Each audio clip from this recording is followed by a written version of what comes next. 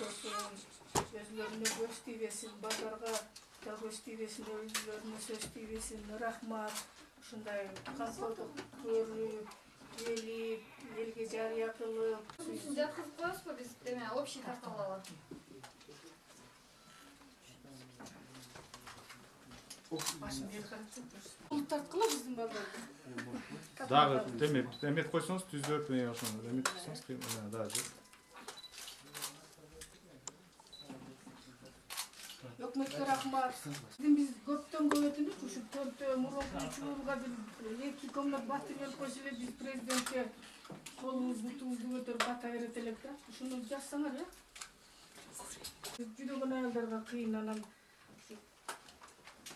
ушуну чыгарсаңар болчу, бир батыр болсо жакшы болот эле. Сүрөткө да жакшы чыгат.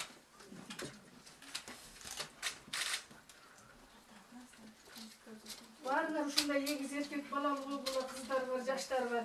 Күйөөсү жоктор күйөөсү.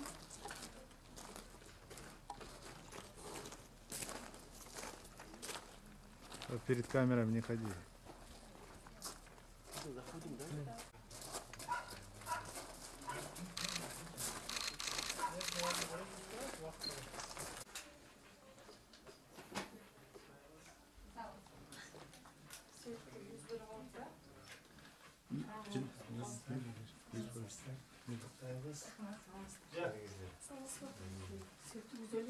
Yüz koyarsın.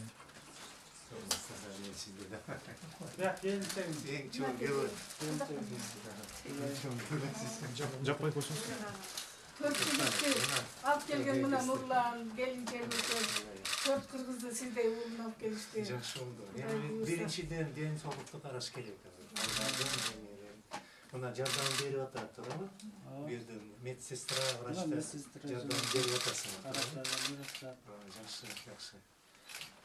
Күнгө баары анализ, мониторинг жасап атасың, туурабы? Эми негизинен мындай жакшылап ден соолукту жакшылап караш керек. Керек болсо, баягы мен министр, саламаттык сактоо министрине айткам. Эми жакшы терең болбой болсо, балдарыбыз үчүн. Буюрса. Мына сиздерди мен угуп жүрөм. Жетүү. Баары эле эркектер, эми Гүлайым дагы бир кызды. Чарчасаң да дагы кызды, а? Бир кыз өзү үчүн керек да. Дагы бир кызды кийин жакшылап ойлонуп дегендей. Вот мен сиздерге өзүмдүн атымдан материалдык жардамды алып келгенбиз. Өкмөттүн атынан сиздерге азыр материалдык жардам берип, 300 000 сомду. Ушул апрель айында биз баарыбыз кыргызстандыктар ыраазы болдук. Бир ошол Нурлан Гүлайым үй бүлөдө 4 эркек бала төрөлүп, биз баарыбыз аябай ыраазы болдук. Кыргыздардын тарыхында ушундай случайлар аябай аз. Анан кийин мен да азыр айткам, негизинен биздин Кыргызстанда 1000 адамдарга 28ге жакын бала төрөлөт. Бул деген былтыр 160 000 бала төрөлгөн. Бул деген Кыргызстан боюнча чоң жакшы рекорд. Буюрса ошол темпенен быйыл өтсөк, анда ушул жылдын аягында Кыргызстандын жалпы элибиздин саны 6 миллиондон ашат. Биз үчүн бул аябай жакшы. Мына биз айтып атабыз, ички дум продуктунун өсүшү, инфляциянын цифрасы. Бирок негизинен вот именно биздин элибиздин саны бул деген аябай чоң критерий болуш керек.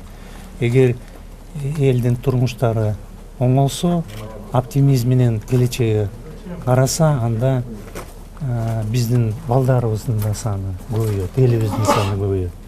Ошондуктан бирден жылдан жылга биздин баягы пропорция өсүп атат. 28 бала 1000 адамга, бул деген жакшы көрсөткүч.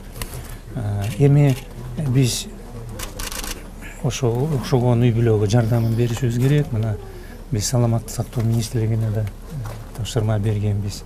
Жакшылап балдарын ден соолукта карасын.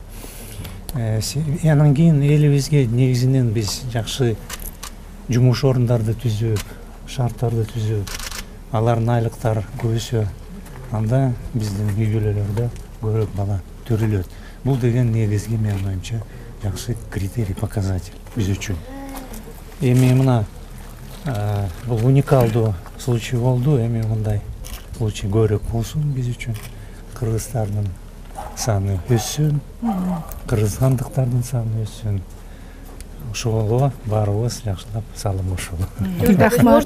Кыргыздын ар бир келини эгизден төрөп турсун. Может быть, которуп койбойсуң. В принципе, мен шашып атат. Рахмат. Рахмат. Ушундай келип көңүл буруп. 300 000 сом biz бөлүп бердик. 300 000 сом для того, чтобы на первые нужды семья могла поддержать. Ну, президент очень хорошо помог, мэрия. Ну и мы будем в дальнейшем тоже искать возможности. Ну, надо найти участок. Это вот мэрия должна найти участок и построить дом. Это планируется в ближайшее время. Да, да. Спасибо. Мы тоже всех поздравляем. Журналисттерге жакырткан эми келечекте дагы жашоо болот. Дагы сүйлөшөбүз. Анан мен да айттым сиңе үйдө. Жети эркек баласы бар азыр. Дагы кичине чыдап, дагы бир кызды төрөсүн. Туурабы? Үй берсе төрө берет. Жок, чыдап. Бул деген жетөө бул деген жөнөкөй эмес. Анан дагы бир кызыбыз керек. Тарыхта жок. Бар чоңоюп калса бир жөн баары кыбырашып мындай. Рахмат сизге, рахмат. Рахмат үчүн убакыт болуп келип, рахмат. Убактыңызды көрүп келип, рахмат.